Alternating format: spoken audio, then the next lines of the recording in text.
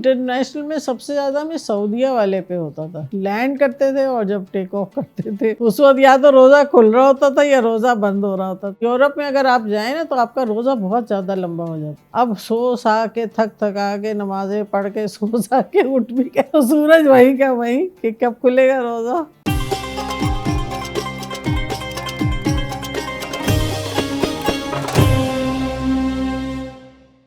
मेरा नाम है रक्षंदा परवेज और मैंने पीआईए में सर्व किया है नियरली 30 इयर्स फ्लाइंग ड्यूटीज़ में। जैसे मॉर्निंग्स की फ़्लाइटें होती थी तो उसमें ज़्यादातर लोग रोज़ा रख के आते थे तो 10% वो देते थे कि अगर किसी का रोज़ा नहीं है तो they can have the food. और सेम वापसी पे भी रोज़ा अगर है तो हम लोग बड़े खुश होते थे कि आते जाते काम कम है। इंटरनेशनल में सबसे ज़्यादा में सऊदीया वाले पे होता था। जब सऊदीया लैंड करते थे और जब टेक ऑफ करते थे उस वक्त या तो रोज़ा खुल रहा होता था या रोज़ा बंद हो रहा होता था। वो बड़ा क्रिटिकल टाइम होता था क्योंकि हाइट पे ना सूरज आपको लगता है सूरज आ रहा है नज़र, तो वो बहुत से लोग होते हैं जो नहीं खोलना चाहते क्योंकि सूरज ही नज़र आ रहा है तो वो खोलना ही नहीं चाहते, हालांकि उस जगह पे हो चुका होता है रोज़ा। यूरोप में अगर आप जाएं ना तो आपका रोज़ा बहुत ज़्यादा लंबा हो जाता है क्योंकि 5 आवर्स तो वैसे ही है। यूके का तो 5 आवर्स है, यूएसए का 10 आवर्स है, तो विंटर्स में 10 आवर्स, समर में 9 आवर्स हो जाता है। तो जैसे अगर आपने यहाँ रोज़ा रखा, वहाँ लैंड करके वहाँ भी दोपहरी हो रही है तो आपका रोज़ा और बढ़ गया। तो एक दफ़ा ऐसा हुआ हमारे साथ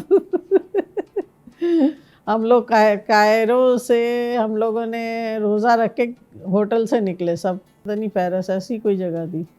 जब हम वहाँ पहुँचे तो वहाँ शाम ही हो रही थी, दोपहर मतलब दोपहर, और सूरज समर टाइम था तो सूरज तो रात के 9-9 10-10 बजे तक वहाँ रहता है।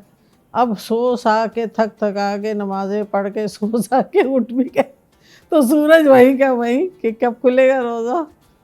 बहरहाल फिर बहुत देर बाद जाके रोज़ा खुला। फिर हमने कहा आइंदा तो कभी जाते हुए नहीं रखना, वापसी पे फ़ायदा हो जाता था। जैसे जब वहाँ रखा है रोज़ा तो यहाँ आके वो माइनस हो जाता था ना, तो जैसे 8-9 घंटे का रोज़ा है तो 6 घंटे बाद ही खुल गया। उस वक्त तो खैर इतनी स्ट्रिक्टनेस नहीं थी, लॉज नहीं बने थे इतना अबाउट कि नहीं रखना रोज़ा। ऑल्दो कि उससे इस्लामिक तौर पे भी अगर आप देखें तो सफ़र में तो वैसे मना है। बहुत से लोग नहीं भी रखते थे जिनको फ़ील होता था कि वो नहीं सर्विस नहीं हैंडल कर सकेंगे। लॉस चेंज होते गए, फिर उसमें स्ट्रिक्टनेस भी आती गई। आई थिंक 2008 के बाद ज़्यादा स्ट्रिक्टनेस हुई है, उससे पहले इतना नहीं था स्ट्रिक्ट।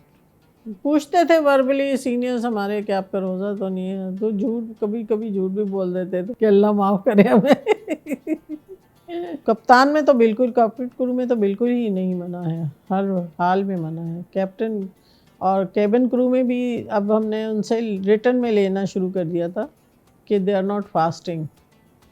फिर पीआईए ने एक सहूलत निकाली कि they can take leave if they really want to do the fasting, तो फिर छुट्टी भी दे देते थे कुछ लोगों को। एक्चुअली रीज़न ये था हमारे एज ए कैबिन क्रू कि सर्विस पे कॉम्प्रोमाइज़ नहीं होना चाहिए, मतलब पैसेंजर को कहीं से ना पता चले आपका रोज़ा है। We have to be cheerful, you have to be giving the stuff and all, service आपको वैसी ही देनी है। तो ज़रा सा ये था कि उन्हें सेफ्टी के ऊपर ज़रा इशू है इसमें कि ज़ाहिर है जब ब्लड शुगर आपका लेवल डाउन जाएगा और खुदा ना खास्ता कोई हादसा हो जाता है तो उस वक्त आपके reflexes are working in that capacity, क्योंकि you have only 90 second to evacuate the aircraft. एक दफ़ा हुआ था मेरे साथ while I was on a flight to far east side ना, तो उधर उधर हुआ तो ये हम आग तो गए थे वहाँ, लेकिन वहाँ पे भी ईद हो रही थी, फिर यहाँ के दोबारा ईद मनाई। तो ये तो काफ़ी इंसिडेंट हुए हैं लोगों के साथ कि 2-2 ईदें मनाई उन्होंने।